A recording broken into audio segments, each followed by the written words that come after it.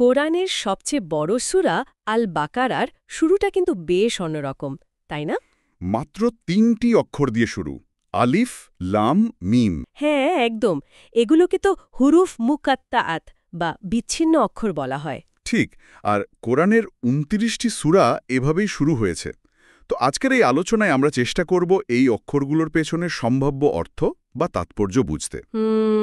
মানে ইসলামিক বিশ্বাস আর আধুনিক জ্ঞানের আলোতে দুটো দিক থেকেই দেখার চেষ্টা করা যাক। হ্যাঁ, চলুন তাহলে শুরু করা যাক। আচ্ছা, এই যে আলিফ, লাম, মিম, এগুলো তো আরবি বর্ণমালার খুবই পরিচিত অক্ষর। অবশ্যই, সবার চেনা। কিন্তু আল্লাহ সুবহানাহু ওয়া তাআলা এর কোনো সরাসরি মানে আমাদের জানাননি। এটা একদিকে যেমন তার অসীম জ্ঞানের দিকে ইশারা করে, ঠিক। আবার তৎকালীন আরবদের জন্য এটা কিন্তু একটা বিরাট চ্যালেঞ্জও ছিল। হ্যাঁ, মানে ব্যাপারটা অনেকটা এরকম যে দেখো, এই অক্ষরগুলো তো তোমাদেরই বর্ণমালার অংশ। এগুলো দিয়েই কোরআন গঠিত। যদি পারো এর মতো একটা সূরা অন্তত বানিয়ে দেখাও। আর ইতিহাস তো সাক্ষী, কেউই সেটা পারেনি, আজও পারেনি। এটাই কোরআনের ঐশী উৎসের একটা বড় প্রমাণ, তাই না? নিঃসন্দেহে।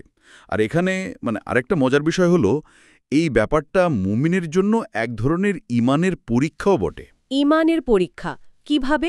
দেখুন, আমরা কত কিছুই তো না দেখে পুরোপুরি না বুঝে বিশ্বাস করি। যেমন ধরুন, কিয়ামত কবে হবে, জান্নাত বা জাহান্নাম ঠিক কেমন দেখতে, রুহের আসল প্রকৃতি কি, এগুলো কি আমরা জানি? না, তা তো জানি না, শুধু বিশ্বাস করি। এই অক্ষরগুলো অনেকটা সেরকম। নবী করিম সাল্লাল্লাহু আলাইহি ওয়াসাল্লাম বা তার সাহাবারাও কিন্তু এর কোনো নির্দিষ্ট ব্যাখ্যায় যাননি। তারা শুধু বিশ্বাস স্থাপন করেছেন যে এর পূর্ণ অর্থ একমাত্র আল্লাহই জানেন। আচ্ছা, তার মানে যা আমাদের জ্ঞানের বাইরে তার প্রতিও আস্থা রাখাটা জরুরি। একদম, এটাই তো বিশ্বাসের একটা গুরুত্বপূর্ণ দিক, অজানা বা বোধের অগম্য বিষয়ের কাছে নিজেদের সমর্পণ করা। বুঝলাম। এবার যদি একটু আধুনিক জ্ঞানের দিকে তাকাই, ব্যাপারটা কিন্তু এখানে বেশ ইন্টারেস্টিং হয়ে ওঠে। যেমন? জি, এদের আলাদাভাবে তো কোনো মানে নেই, তাই না? না, নেই। বেরু রাসায়নিক বেস। কিন্তু এই সাধারণ অক্ষরগুলোই দেখুন, একটা নির্দিষ্ট সজ্জা আর প্যাটার্নে মিলে জীবনের পুরো ব্লুপ্রিন্ট তৈরি করে ফেলছে।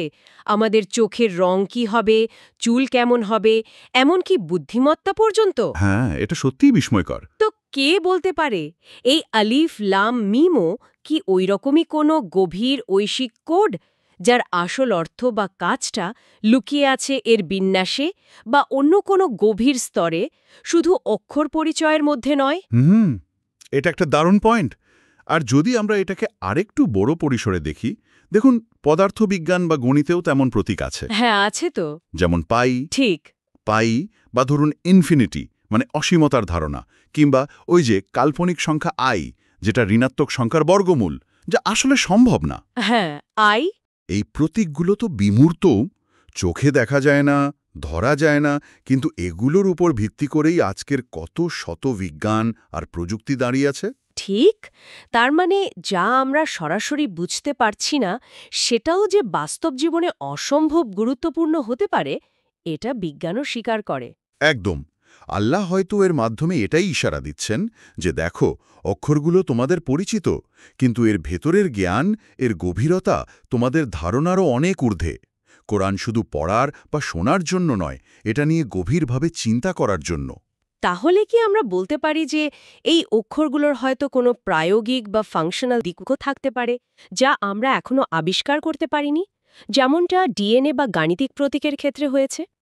নাকি এর গুরুত্বটা কেবলই আধ্যাত্মিক? দেখুন, এটা একটা গভীর প্রশ্ন। আমার মনে হয় হয়তো দুটোই সত্যি হতে পারে। এর মূল তাৎপর্য নিঃসন্দেহে আধ্যাত্মিক।